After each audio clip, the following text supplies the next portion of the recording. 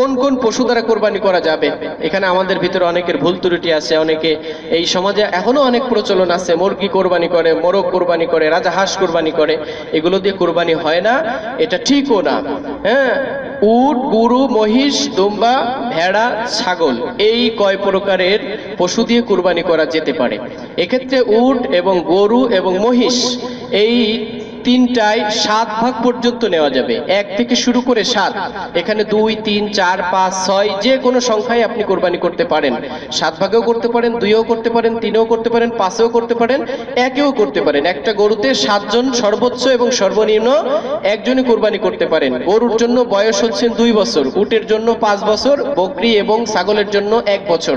এই ক্ষেত্রে দুম্বা এবং ভেড়া যদি 6 মাসের বয়সী দুম্বা অথবা ভেড়া যদি 1 বছর পূর্ণ একটা বকরির মতো হয়, দুম্বার মতো দেখা যায়, তাহলে 6 মাস বয়সী বকরি বা দুম্বা দিয়েও কি করা যাবে, কোরবানি দেওয়া যাবে। তবে ছাগলের ক্ষেত্রে অবশ্যই 1 বছর বয়স হতে হবে।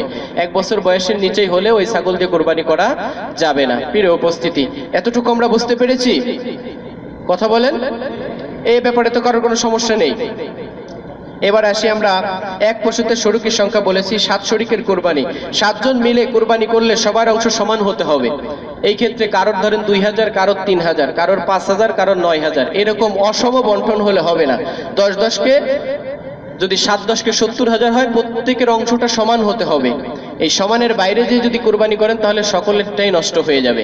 এবং সর্বোৎকৃষ্ট কথা হচ্ছেন যে ভাগ অর্থাৎ শরিক যখন আপনি নির্বাচন করবেন, 7 ভাগে বা 5 ভাগে যখন কোরবানি করবেন, তখন উত্তম হচ্ছেন ভালো মানুষ দেখে দেখে আপনি শরিক করবেন। দেখতেছেন একজন সমাজে সুদ খায়, সুদে টাকা লাগায়, ঘুষ নেয়, দুর্নীতিবাজ, চাঁদাবাজ, এই সমস্ত ব্যক্তিদেরকে আপনি শরিকানায় নিয়েন না।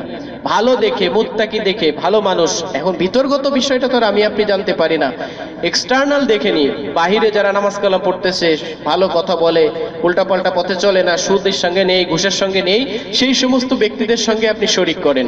এই সমস্ত ব্যক্তিদের অর্থাৎ শরিকানার ভিতরে 7 ভাগের বা 5 ভাগের কোনো এক ব্যক্তির নিয়াত যদি গোশত খাওয়া হয়ে থাকে বা আল্লাহর রাস্তায় কোরবানি ব্যতীত অন্য কোনো নিয়াত হয়ে থাকে, তাহলে সবার কোরবানিটাই নস্যাৎ হয়ে যাবে।